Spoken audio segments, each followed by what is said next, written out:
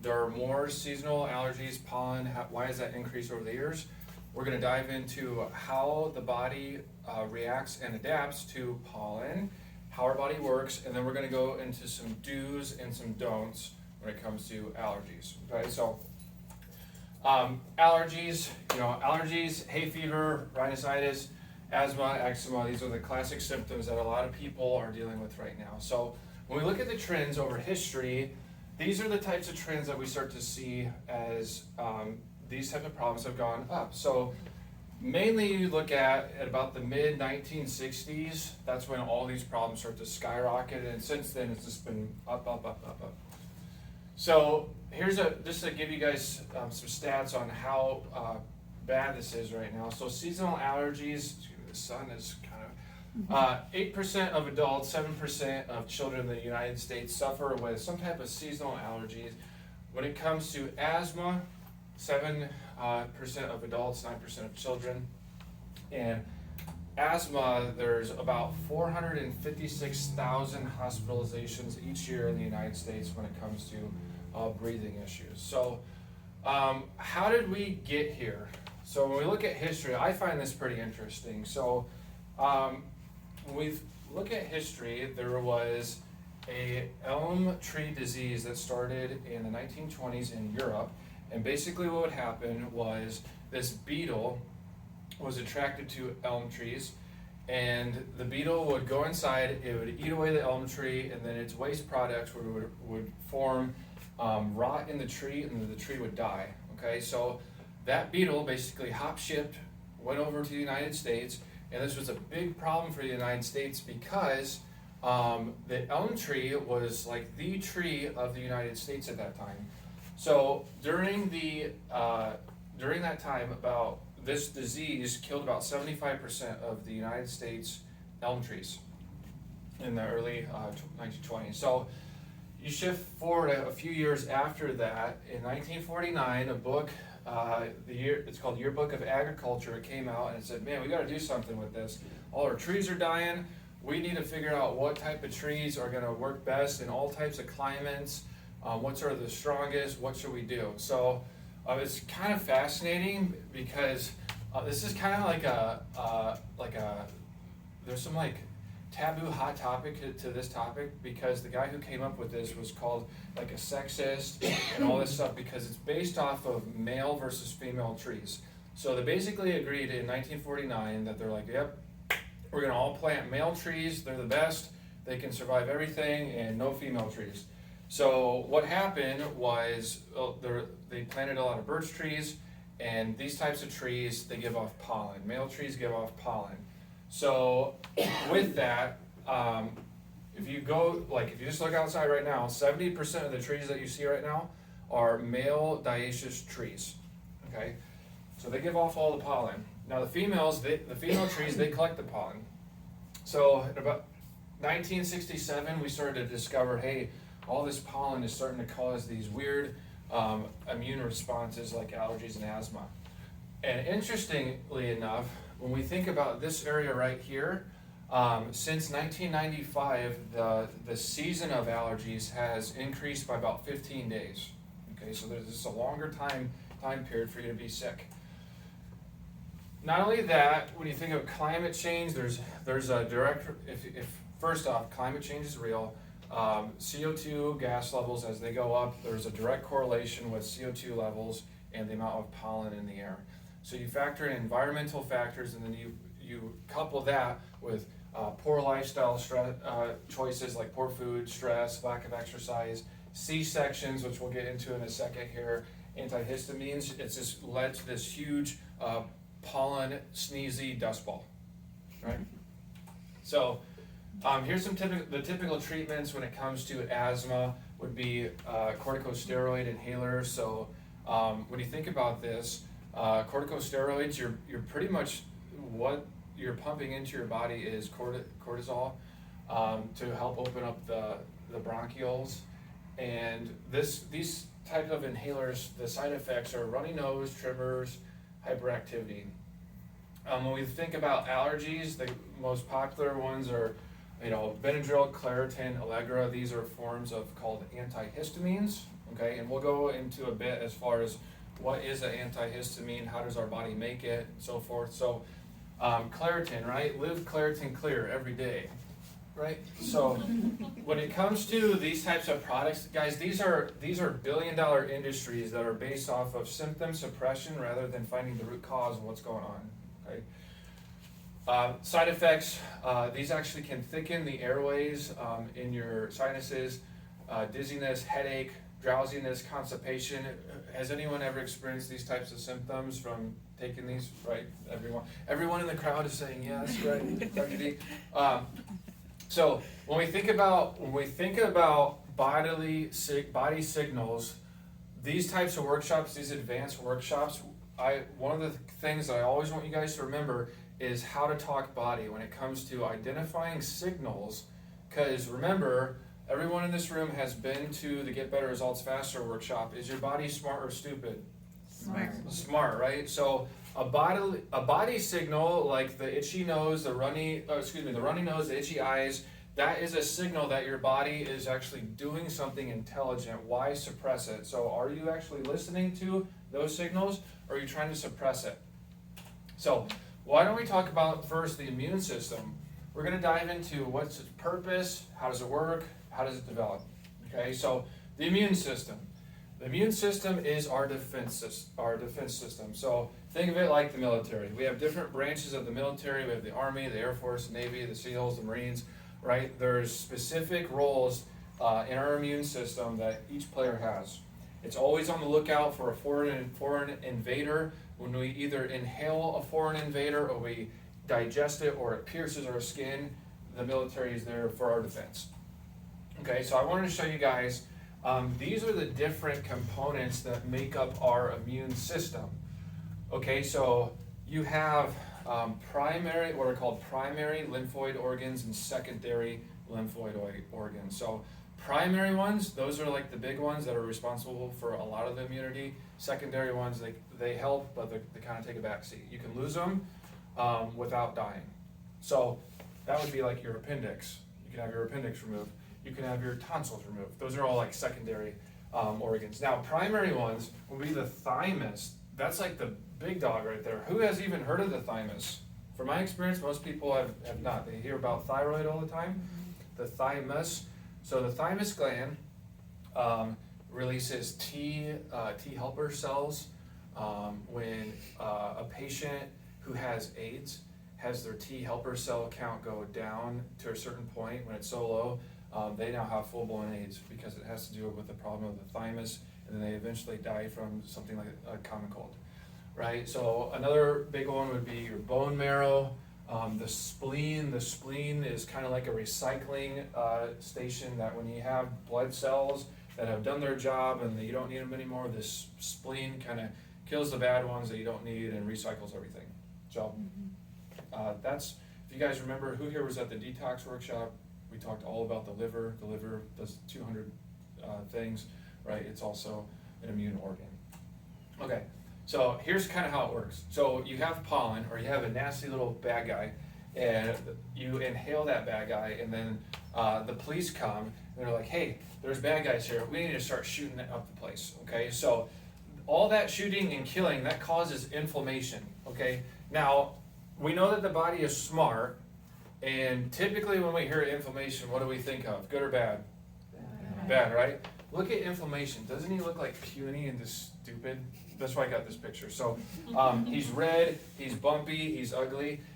We need inflammation in our body to fight and kill things, but too much of it in excess, that's when it makes us feel uncomfortable. And then that leads to the sickness, okay? And the side effects of that would be swelling, fever, mucus, okay? The swelling, the fever, and the mucus, that happens from these good guys killing those bad guys. This right here, those are normal bodily signals. Why suppress it? Okay, so I want to go a little bit deeper into this. I wanted to show you guys a few white blood cells. We got CD4 helper cells. This little guy comes from the thymus. Them two, they're fighting the bad guys. So what happens? So pollen comes in, it enters your nasal pathway. Okay, now the Th1 cells from the thymus gland. They basically say, hey, there's pollen here, everybody look out, right? Surveillance. And these cells, they regulate what's called IgE, okay? When it comes to allergies and asthma, they're coined IgE mediated responses, okay? Those IgAs, those are antibodies. Who has heard of antibodies? Pretty popular, right? Antibodies are kind of like the flag wavers to say, hey, there's more bad guys here, let's go chase them down. Okay, so what happens is you have the T helper cell, it talks to the IgEs, and the IgEs, they spread out and they attach to what's called a mast cell. They attach, and when they attach to a mast cell, they release histamines, okay? Now the histamines are what cause you to have your runny nose, your itchy eyes, and all the mucus, okay? So that's when people take Benadryl or Claritin, it's an antihistamine to suppress those symptoms. Make sense? Okay, so training is key. When it comes to these types of responses, our training to what we've had early in life matters to when we're older, okay? So when you're in the military, when you're training in combat, the first thing you learn is hand-to-hand combat. Then you graduate to knife fighting, and then pistol or handguns, and then you have rifles, okay? So it's the same thing when it comes to our immunity. So we have to first look at development, okay? So vaginal delivery.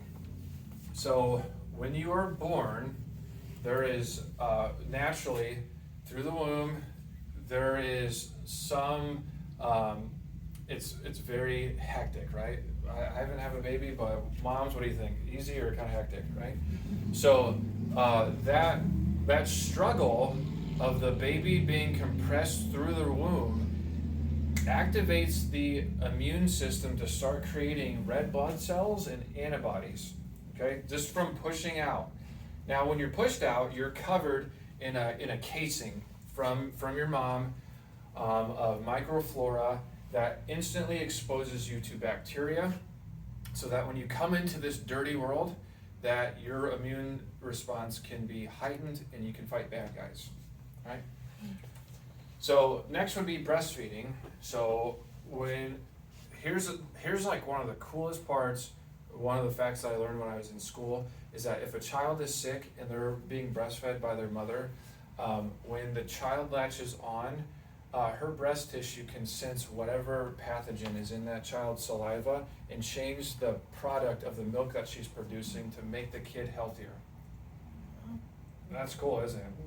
Right? So, unfortunately, there's some types of moms who can't produce milk because they're very stressed, or there's some type of sensitivity that the child may have that they can't have breastfed milk, and then they have to get over-the-counter stuff, which is very short in supply right now. So breastfeeding. Another one would be childhood illness. So being around other kids, playing with them, getting sick. Chickenpox parties. Anyone? Oh yeah. Yeah, don't care. So and then the last would be teething. So when kids are rolling around in dirt and they're in our office and they're like licking under the rug and stuff, just let them lick under the rug. Their innate intelligence is saying, I need to expose my body to all these products to train my immune system, okay? When we take that stuff away from them and say, hey, get out of the mud, we're actually suppressing that normal development, okay? So this is the kind of world that we're living in right now. So when it comes to C-section babies, they don't come out through the womb. They don't have that flora that encases them. So they're not exposed to that to help their immunity right away. Not to mention, C-section babies notoriously have upper neck misalignments from all the twisting and prodding that they have when they come out. I already talked about formula-fed medications. We're very quick. If a child comes down with something, rather than waiting it out, we give them like antibiotics. Who here has ever cheated on a test before? All right, just a few. Okay, I guess I've cheated on a test before. Okay. What does the teacher tell you Scott, what do you tell your students when they cheat on a test? Who's it hurting? Themselves. Right. So when you get the answers, when you have the answers given to you, like in antibiotic, you're not actually developing, it's just given to you. So therefore, you never go through the training to actually learn it later in life. Okay, so kids who are notoriously given antibiotics at a young age, and we just keep pumping these kids full of antibiotics, they never get the training. And the hygiene hypothesis, so that would be helicopter parents who just stand over their kids and don't lick that, don't touch that, stay away, clean your hands, stay away from people, right? So there's a controlled communication. So when it comes to our immune system, what controls the immune system? The crowd says, what controls the immune system? Come on, where are you right now? What controls the immune system? No, what controls the nervous system? Oh! The nervous. Got him. Should have cheated. Right, the nervous system, right? Remember guys, the nervous system, that's the master control system of all the other systems. So they're guided and directed by the communication of the nervous system. So we have to, in order for us to understand how the immune system works, we need to understand how the nervous system works. Okay, so there is this whole governed, coordinated system called the HPA axis. This is so important when it comes to chronic disease. 90% of chronic disease happens from a disruption in this process. So it stands for hypothalamic pituitary adrenal axis. Say that 5 times. You have your hypothalamus and your pituitary gland. They communicate with each other. They send hormones back and forth, and then they communicate to your adrenal glands. You guys have heard at the Get Better Results Faster workshop that the adrenal glands, their primary role is to help you function and adapt to stress. Now, this whole pathway happens along your nerves, and this HPA axis is what governs your immune response. So the system that controls all the other systems is your nervous system. The pathway that does this is between your brain and your adrenal glands. And if you're stressed, that can severely compromise the function of your immune system. Okay? So let's go dive into a little bit about the nerves. So first, we've heard this word before when it comes to subluxation. Subluxation is a joint misalignment, causes soft tissue damage that inflames the nerves. It inflames or irritates that HPA axis. It causes muscle spasms and pain along our spine. Now, that process causes a lack of inhibition. That is a way of saying pumping, okay? If you have good motion in your spine, that pumps in nutrients into the cushions between your bones, and it pumps out toxins. And if you lose that inhibition, that pumping motion, the joint becomes fixated, it becomes stuck. That's why in adjustment, we provide motion to the spine to help with this inhibition, that pumping. When you lose that pumping action, that fixated joint causes a stress response to the HPA axis, which irritates our immune system. Is everybody following? Mm-hmm. Right? So, what happens? That stress response elevates cortisol. Now, we all know by now that cortisol is good, but it's good in limited amounts. So in the short term, cortisol, that is your body's natural way of trying to help your body adapt to stress. Cortisol is an anti-stress hormone, but over time, this cortisol, it kind of ends up acting like the boy who cried wolf. Okay, you keep crying wolf all day, people stop listening to you. So what do you have to do? You have to yell louder. So if you stop listening to cortisol, your body starts to produce even more cortisol, and that chronically, because of that chronic stress, that weakens the immune system, leads to heart disease, high blood pressure, high blood sugar, digestive issues, nerve problems, anxiety, depression, and headaches. So when it comes to allergies, where do we see allergies when it relates to the spine? What areas of the spine, if there is subluxation, can attribute to allergies? So number one would be C1 through C7. So up here through here, those nerves, they feed into the eyes, the ears, the nose, the throat. And then T8 to T10. So if you were talking to the layperson and you said, you know what, my allergies have gotten better, and it's weird because my chiropractor's never touched my neck before, it's only adjusted my mid-back. Well, these nerves that come out of your mid-back feed right into your adrenal glands, which are a part of that HPA axis that helps you adapt to stress, that controls your immune response. Okay, how about asthma? Again, C1 to C2. These two top bones in your neck, your brainstem goes right through those bones, and that's where the respiratory control centers of your entire body lie, right in those 3 trillion nerve fibers in your brainstem. And then T2 to T4, right almost at the base of your neck, those nerves directly innervate your heart and lungs. Okay, so every time that you guys come in and we do an analysis of your spine and nervous system, these 5 criteria are what go through my head to see, okay, where do you carry the most stress? Let's eliminate it to help your body adapt to the stress of the outside world.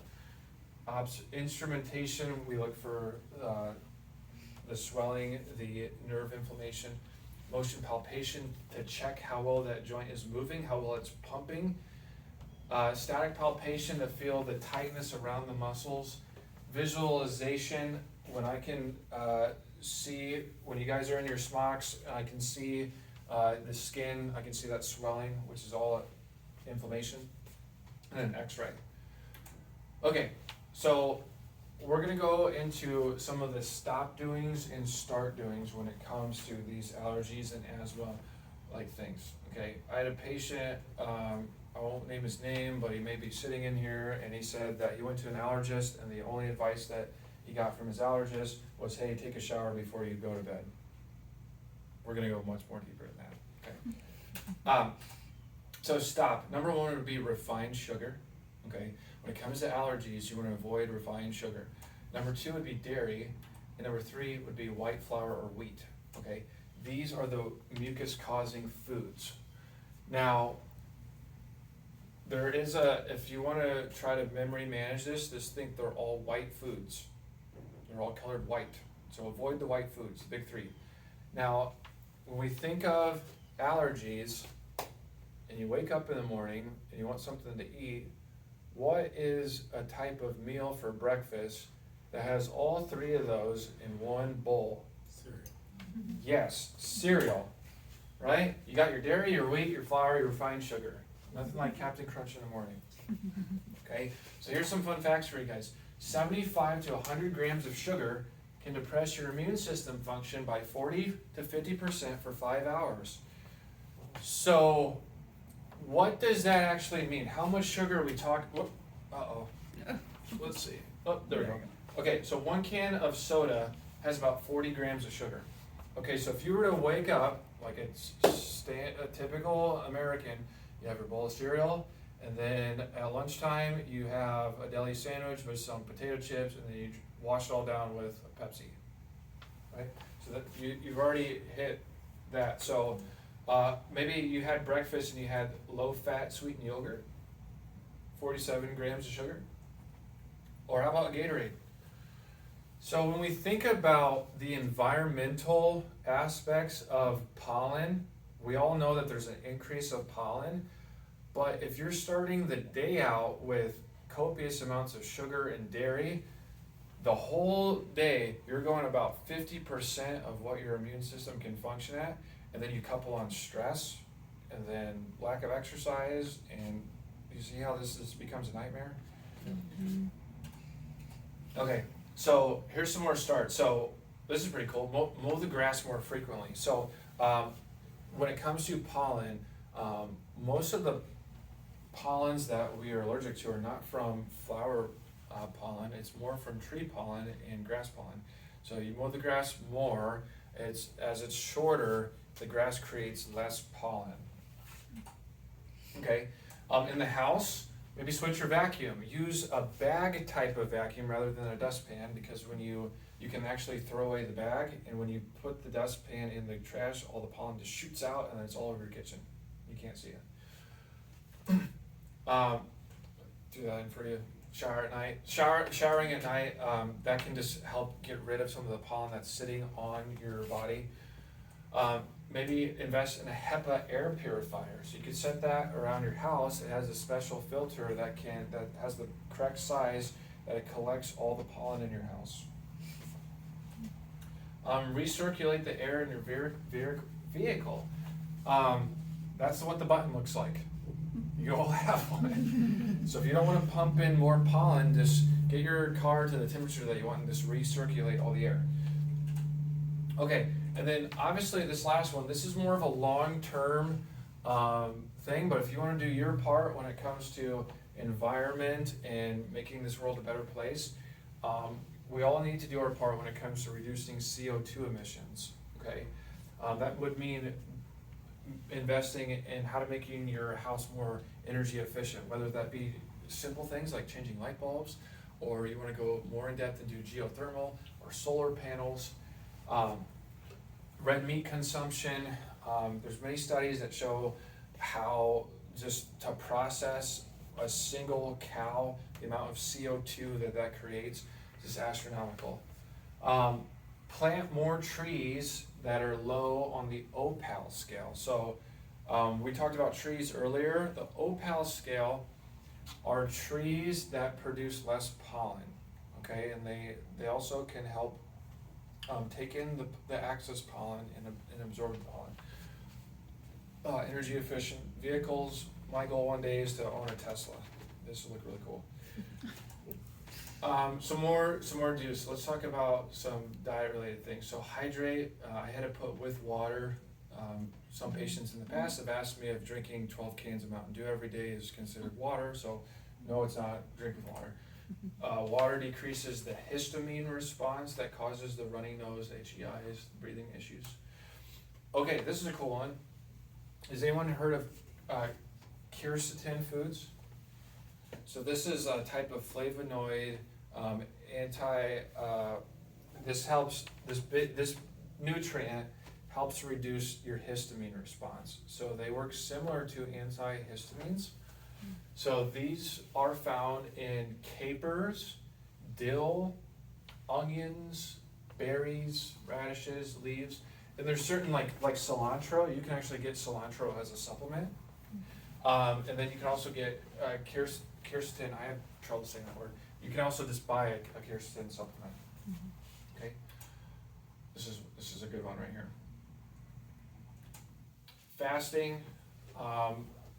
Fasting helps regulate your blood sugar levels.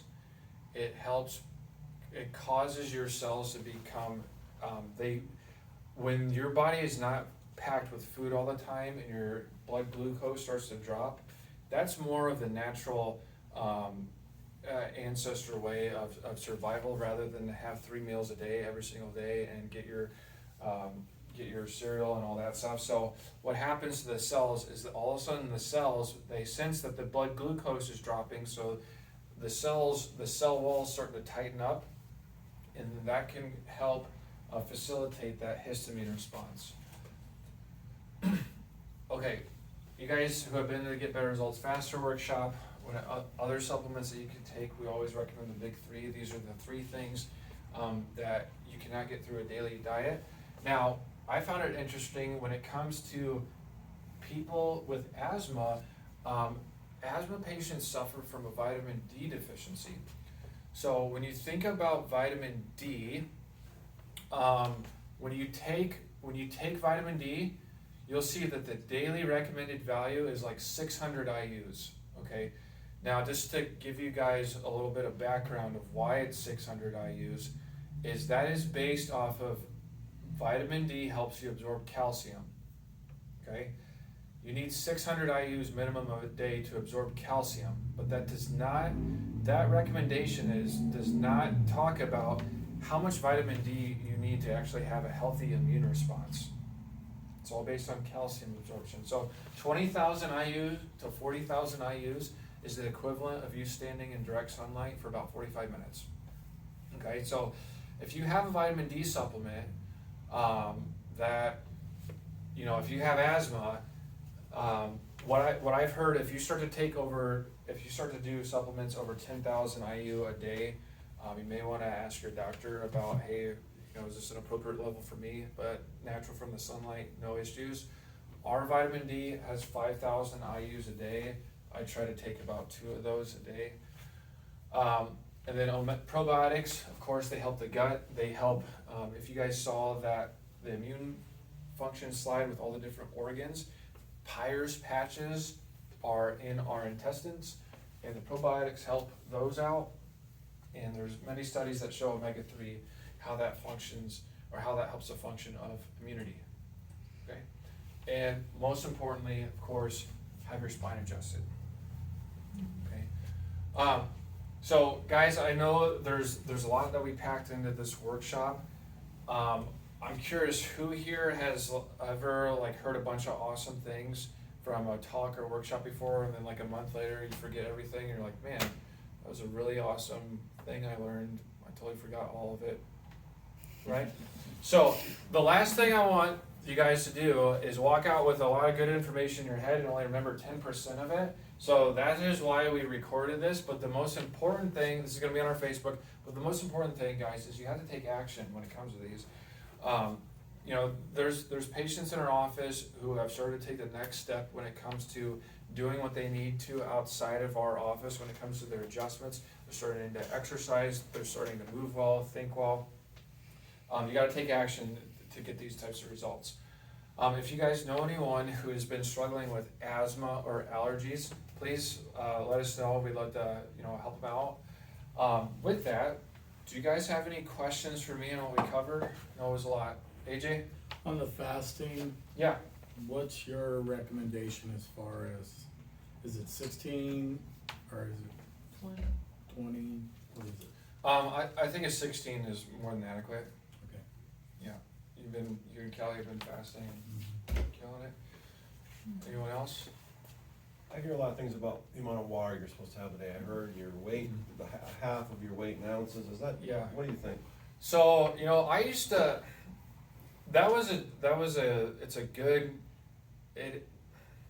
so I used to give that recommendation to patients a lot. And when you think about the amount of water you need just to be hydrated, it's simple. Look at your urine, okay? If your urine is clear, you have enough water, okay? If it's dark and foamy and there's musty, sorry, I'm going too much into that, but if it has those characteristics, you need more water. If the whole day you're going and it's clear, you have enough water, and that can be different from other people. So I've started to stray away from that because let's face it, I weigh 220 pounds right now. If I were to drink 110 ounces of water a day, this right here is 32 ounces. Okay, I need to drink like 4 of these a day.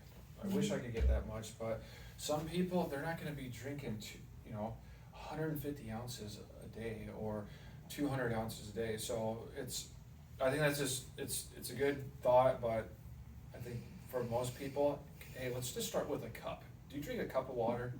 Let's start with that. So, good question. Anyone else? Yeah, with the water and things that I've been looking at, it's like if we drink too much water, it can flush some of the minerals. So like take with electrolytes that aren't like Gatorade and maybe salt too. Yes, salt, that's a good one. So we'll have to show you. We found an electrolyte drink it's like kind of like a salty flavor, but 0 calories, 0 sugar, super natural. There's no like processed stuff in it. But yeah, I think that'd be a really good idea to get some electrolytes in there too. Another thing that I've noticed is too much water, I lose a lot of potassium. Mm-hmm. Yeah, that's an issue. Yeah. So I have to either get a supplement or eat a lot of bananas, Yeah. you know. So yeah, that's why I think, you know, if you just do some checking, hey, you know, it's clear, I'm good. Just keep drinking water and try to stay away from the soda. Debbie? Yeah, I was taking 10,000 IU on the vitamin D, and my doctor told me to stop taking vitamin D basically, or maybe like 1,000. And another doctor had said that women need at least 10,000. So Yeah. what's the danger if you take more than, and your blood See- work comes back, you've got a lot of vitamin D?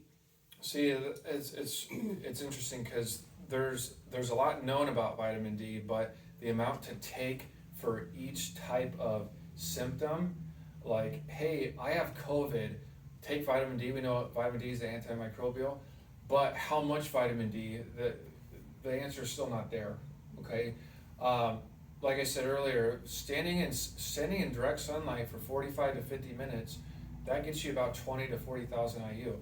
But that is also dictated on how much skin that you're exposing, as well as how old you are. Because younger patients have a higher metabolism, they can absorb more vitamin D. That way, as people start to age, you need like 2 to 3 times the amount of sun exposure that someone who's like a teenager would. Okay, so again, those vitamin D recommendations of a minimum of 600 IUs, that's to absorb calcium, which women, as they age, their bones become brittle because they don't get enough calcium. Okay, so those recommendations are based off of calcium benefit, not off of allergy and immune response benefit. My calcium has a little bit of vitamin D with it, but I mean, is there anything wrong with having too much vitamin D? Or? So vitamin D is a fat-soluble vitamin, which means it can be toxic.